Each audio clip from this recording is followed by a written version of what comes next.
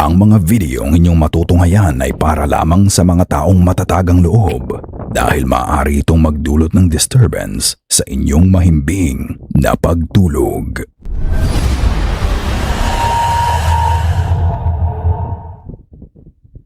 Top 5 Ghosts Caught on Tape. Little Boy. In this video na ini-upload ni Luke noong October 26 sa kanyang account, it's just a short footage of his baby sleeping raising his legs. Pero kapag i-zoom out natin ang camera, you'll see something else that's not supposed to be there. Nasa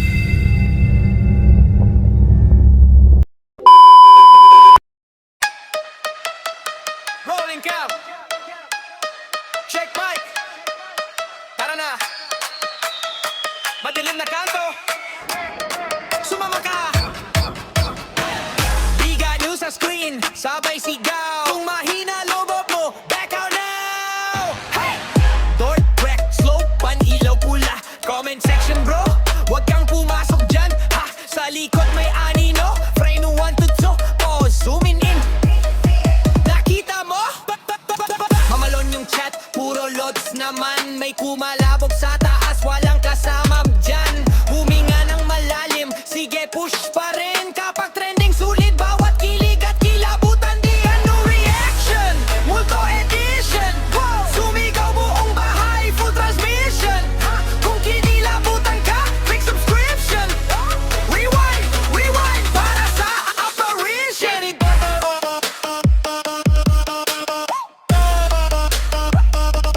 Big ano reaction.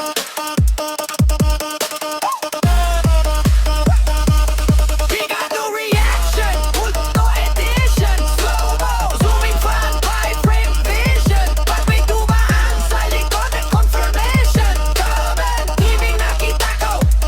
Full conviction. Guys, pakinggan nyo to. Sabay kahit sa headset may boses na pabulong riot. Thermocam sa hallway, malamig na spot. Kung may nandyan, pakigalaw ng upuan shot. Lights flick, jump cut, sabay tawa pilit. Okay pa ako guys. Promise, legit. Pero puso rumaraga sa views sa isip. Next clip, mas wild, wag kayong aalis. Ano reaction? Multo edition. Sumigaw buong bahay, full transmission. Kung kinilabutan ka, click subscription. Rewind, rewind, para sa apparition. oh.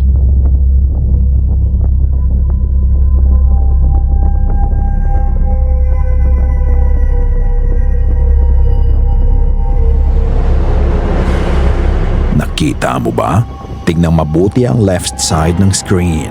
Malinaw mong makikita ang isa pang bata ang lalabas sa video. Kung titignan mong mabuti, naka-onesies din ito at tila ba may pacifier din sa bibig. Iisipin mo na it's just a sweet little gesture of a baby's older brother checking on him. Pero ang problema, walang kapatid ang baby sa video. Dahil nang tanungin ng isang viewer ang poster, ang sabi niya nag-iisa pa lang ang anak niya. So sino o ano ang maliit na bata ang rumehistro sa camera? May mga nagsasabi na ito daw ay maaaring batang namatay sa bahay o di kaya ay isang demonic entity disguising itself as a child. But what do you think? Is it really a ghost or is it something else? Ikaw na ang magpasya. The Elevator. Nagstay si Rhea at ang kasama niya sa ADB Tower sa Ortigas isang gabi. Lumabas sila at ADB sa Ortigas. Familiar ako dyan, familiar ako. nagkakatuwaan pa nga sila habang nagvi-video. Pabiro pa ngang sinabi ng kasama niya na what if may ma-caught-in cam tayo. Hindi. Kanin ko, tumalik kayo. Ay, hindi ata dito nga. Dapat, sa kanin sa libo.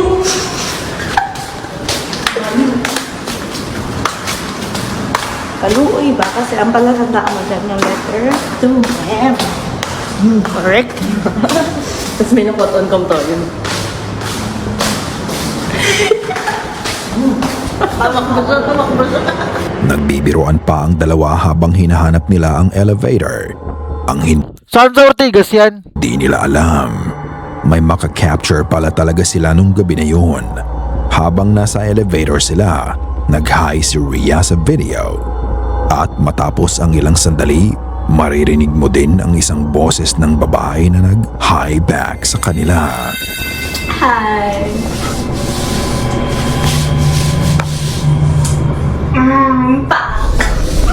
Makikita mo sa video na hindi ang kasama niya ang nag-hi sa kanya. Sabi ni Rhea, wala daw silang narinig na ibang boses nung oras na yan kaya nagtatawanan pa sila. Ngunit matapos niyang panooring muli ang video, dito na lang niya napansin ang kakaibang boses. Ang sabi pa ng isang resident sa building, may kwento ang guard sa kanila na may bata daw talagang sumasabay sa elevator tuwing gabi. Ay, oo si Junjun. Ang ibig sabihin ba noon na encounter nila ang batang nagpaparamdam nung gabi na yon? Hindi natin alam kung ito ba ay boses talaga ng batang nagmumulto sa building o security personnel na sumagot lang sa monitor ng elevator. Wala, hindi naman sasagot yung mga security sa panel eh. Pagka ganyan, wala naman silang sumusunod na ganyan eh. Nang mag-hi siya. Abandoned mine. Isang YouTuber ang pumunta sa isang abandoned mine sa oras Teka nga lang, check ko nga ulit yung Ortigas. Saan siya?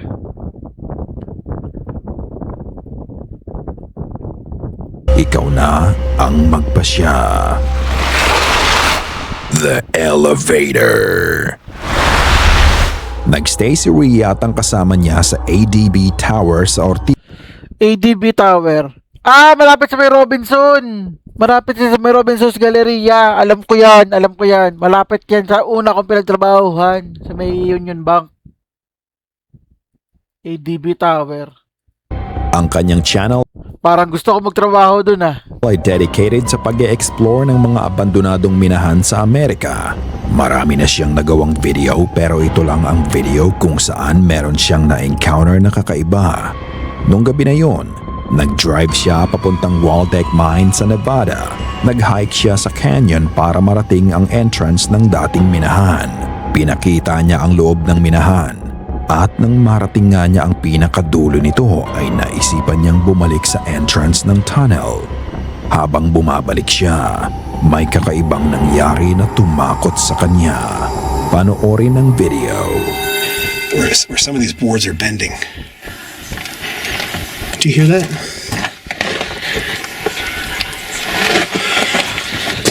It sounds like, what, is that wind? I don't know if you can hear that on the camera.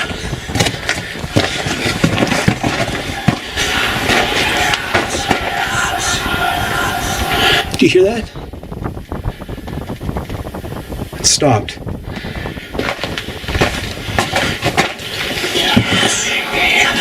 Well, I don't know what that is. That doesn't sound like wind, but that's crazy.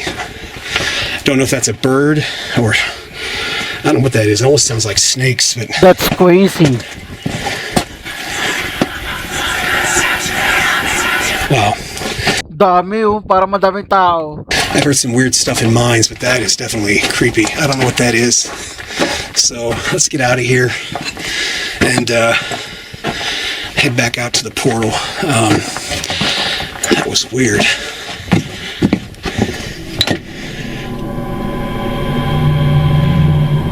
I don't hear it. Wow, that was strange. Nang madaan siya sa isang bahagi ng minahan, you can hear what sounds like a voice reciting a creepy chant. Hindi niya sigurado kung ito ba ay hangin lang pero kahit siya ay nawirdohan sa narinig niya. Narinig niya ang chant na to sa isang bahagi lang ng minahan. Pagkalagpas niya sa gawin ng tunnel na yon, nawala na din ang weird chanting sound na naririnig niya. Is this a residual voice from the past? May mga gumagawa ng ritual sa loob ng minahan ng maabando na to? Ikaw na ang magpasya. Creepy nung sounds eh, no? Gumagano-ganon eh. Ayun, no? Gumagano-ganon. Galloper. Noong October 4, may ipinakitang video ang kapitbahay ni Nicole sa kanya. Nawirdohan ang kaniyang kapitbahay sa footage na na-capture ng kanilang CCTV.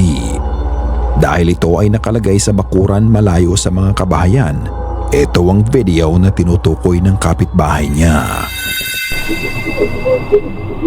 Oh. Ano yung tumakbo na yun, aswang?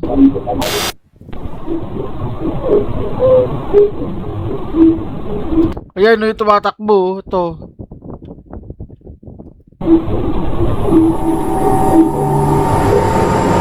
Sa video, makikita mo ang pagdaan ng itim na anino ang dumaan from left Hindi kaya baboyra mo yan?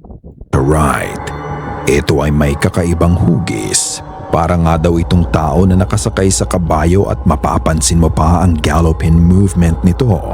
Ilang segundo matapos makuna ng CCTV ng kapitbahay ni Nicole ang misteryosong anino, ay siya ding pagdating ng anak niya sa bahay nila. Tinanong niya ang anak niya tungkol dito pero wala naman daw nakita ang bata nung gabi na yon.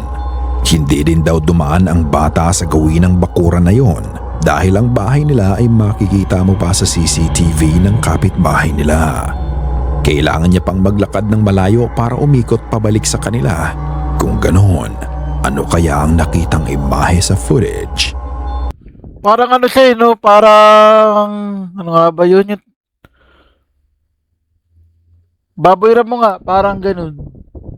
Is this something paranormal or something explainable? It's for you to find out. School stairs. Si Justin, isang estudyante sa Sagad High School sa Pasig City, ay nautusan ng kanyang teacher na kunin ang laptop nito sa mas mataas na bahagi ng gusali ng paaralan isang gabi. Papaakyat pa lang si Justin ay iba na ang pakiramdam nito. Ang sabi niya ay may nakikita na siyang mga anino at mga elemento kaya kinakabahan na siya. Nang makuha niya nga ang gamit na pinapakuha ng guro niya ay nag-video nga siya dahil sa sobrang kaba niya. Lalo na at wala ng mga estudyante sa bahagi ng gusali na yon dahil nag-uwian na ang mga to. Ang hindi niya alam may mahahagip ang camera niya. Ito ang kanyang video.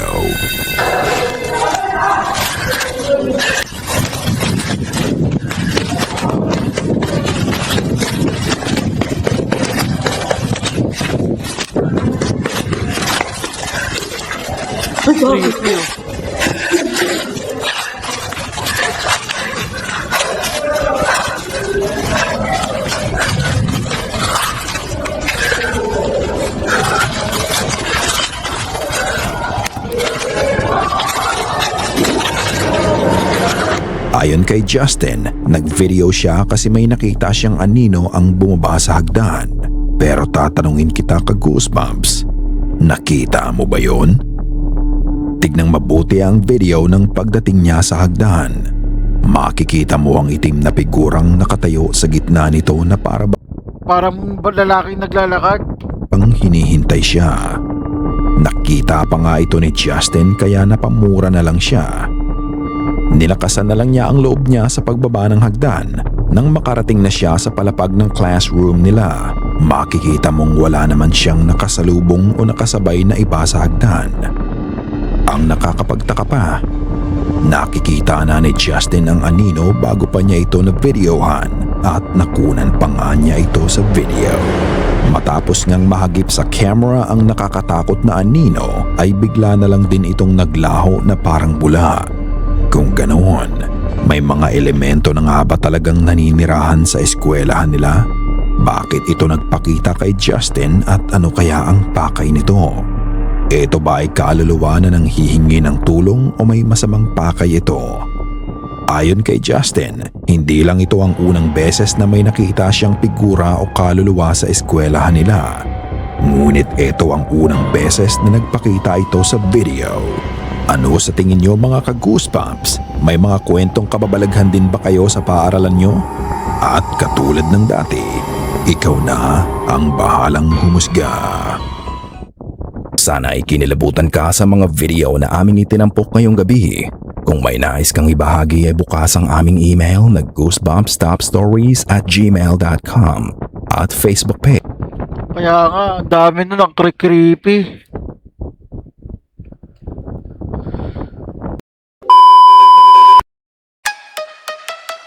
Rolling count. Check mic. Tara na. Madilim na kanto. Sumama ka. Biga nyo sa screen. Sabay sigaw. Kung mahina loob mo, back out now. Hey! Door crack, slow, pan-ilaw pula. Comment section bro. Huwag kang pumasok dyan. Ha! Sa likod may anino. Frame 1 to 2. Pause, zooming in. Nakita mo? Mamalon yung chat, puro loads naman. May kumalabog sa